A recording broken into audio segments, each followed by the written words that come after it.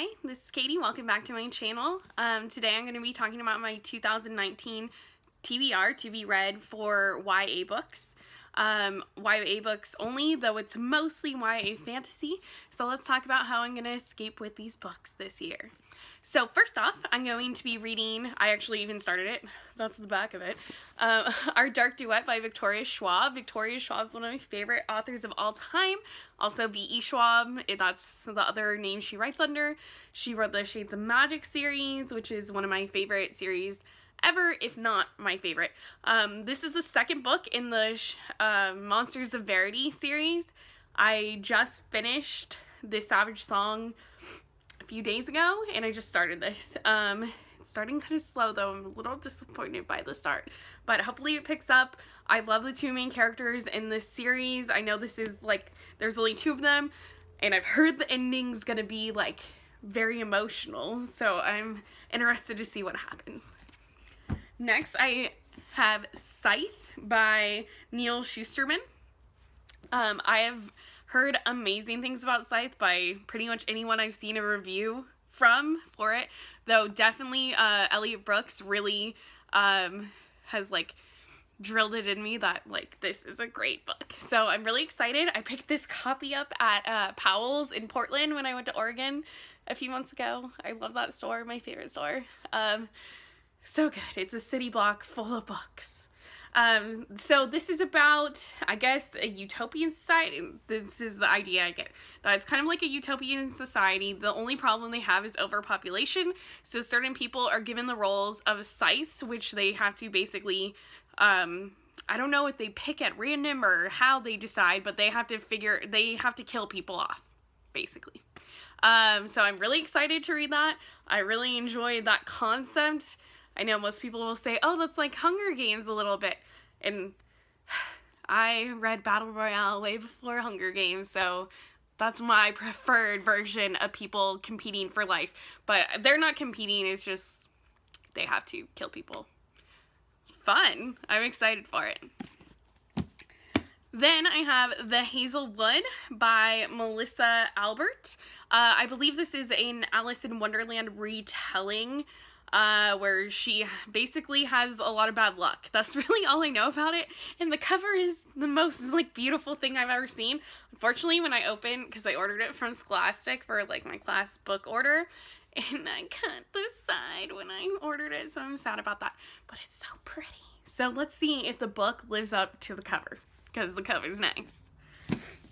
Okay, then we have The Raven Boys by Maggie, I don't know how to, Stiefvater? I don't know. Stiefvater? I'm not sure how to say that. And her complete series, I have all four because they were really cheap in Scholastic, so I was like, oh yeah. And so I bought them from my class library, but I was like, I'm gonna read these first because I've heard some good things. So basically what I get the premise is the main character, I think her name's Blue, and she has been told her whole life that she's going to be the reason like the lover of her life dies. And she can see the dead, I think. I'm not sure, because I haven't read it yet. And she comes across someone who's dead, I think. I think that's what I read. Yes. Oh, soon to be dead. Wait. I don't know. We'll see when I read it. Alright, then, this one I'm a little worried about because I've seen a lot of mixed reviews, but it is Caraval by Stephanie Garber. I've actually seen a lot of negative reviews, but, again, I wanted to order it for my class library anyway. I teach middle school, so it seems like the kind of thing they'd be into. And I'm like obsessed with any kind of story that takes place in a carnival, like circus atmosphere. So like the Night Circus, I love that book. The TV show Carnival, I think is how you say it. That was on HBO for only 2 seasons. Is one of my favorite shows of all time. So amazing. HBO needs to give the creator the rights so he can write the rest of the story. It's so good. So I'm hoping that my love of carnivals, even if this book is problematic, will like get me through it. We'll see. Then I have a very, very famous series, An Ember in the Ashes by Sabaa Tahir. And if I like it, I think there's 2 other books in the series so far, maybe 3, not sure. But if I like it, then I'll pick that up. I do teach about the Roman Empire because I'm a history teacher, and I've been told this is inspired by Roman history, so I'm really excited to see like the parallels and if it's even really comparable or contextualized, or does it really just like have inspiration, you know? So I'm excited to see how much is incorporated in it. And so basically I believe this takes place with there's 2 characters, a female and a male, and the girl is trying to find like her brother or rescue him, and the boy is he's like a soldier, and he's a really good soldier, and he's going to have to rule one day, and he doesn't want to, and their paths cross because they have to do something together. That's the gist of what I understand it to be about. Then this is my Christmas present from my sister, so I better like the first one because I'm gonna have to read the whole series. So, The Lunar Chronicles by Melissa Meyer. So I'm gonna start off with Cinder. I don't know how many I'll get through, but usually with the YA books, I can go through really, really fast. So, we'll see. These are all fairy tale retellings, but with a, like, some kind of, like, post-apocalyptic theme, or maybe that's just Cinder, I'm not sure, but they all take place, like, Cinder is Cinderella, Scarlet is Little Red Riding Hood, I believe, Winter is Snow White, Cress must be Rapunzel because I see hair, etc. So you get the point. I've heard good things about it, though. Okay, then other YA books that I don't have with me because they're not out yet are, the first one is King of Scars by Leigh Bardugo. King of Scars, the story takes place with the character Nikolai, who is in the first Grisha trilogy, and he also had like a cameo in Cookie Kingdom. So it's gonna be about him, and he's one of my favorite characters. I love him. He's sassy. He's snarky. I just adore that character, so I'm very excited that he's gonna be in it. Also, I know Nina from Six of Crows and Cookie Kingdom is gonna be in it because Leigh Bardugo like posted about that, so I'm really excited, and I'm really like want a Nikolai Nina relationship. Like, I could go for that. We'll see. Then the other one, hopefully it comes out next year. I'm not sure if it will come out next year, but Skyward 2, the second Skyward book by Brandon Sanderson, I'm really excited for that because I loved the first Skyward. That is so action-packed and so amazing. It was one of my favorite books in 2018. I think anyone who likes action, space type things would love it. I love Skyward. I love Brandon Sanderson's style. And then I have 2 YA contemporary books that I want to read this year. This one is called Love and Gelato by Jenna Evans Welch, and this is another book that Elliot Brooks recommends.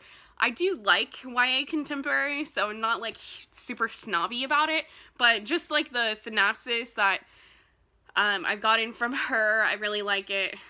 It sounds like she gave it to me personally, that she posted about on her channel that I watch.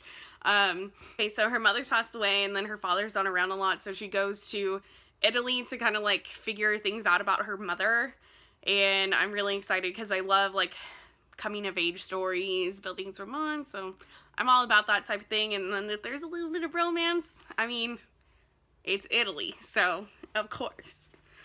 Then the other YA contemporary I want to read that I know about, at least, or that I have on my shelf, is The Inexplicable Logic of My Life. This is by Benjamin Sáenz. I don't know. Someone needs to tell me how to pronounce his name because I don't know.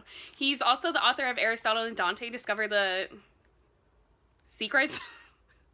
He's also the author of Aristotle and Dante Discover the Secrets of the Universe.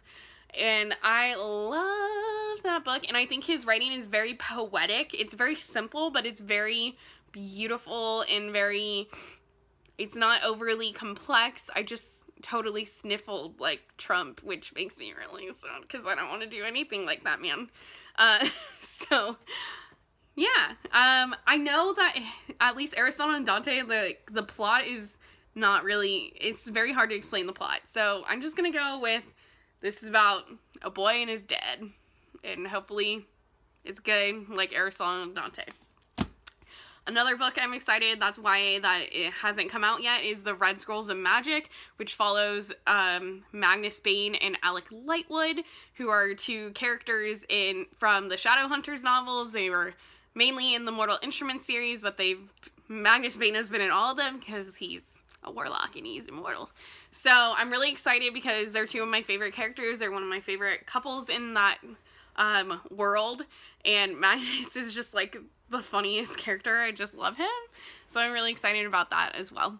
Alright, thank you for watching, and if you have any questions or comments about any of the books I mentioned or opinions on them, please comment down below and we can discuss them, which would be awesome. Also, if you enjoy watching my videos, please subscribe and have an awesome day. Thank you.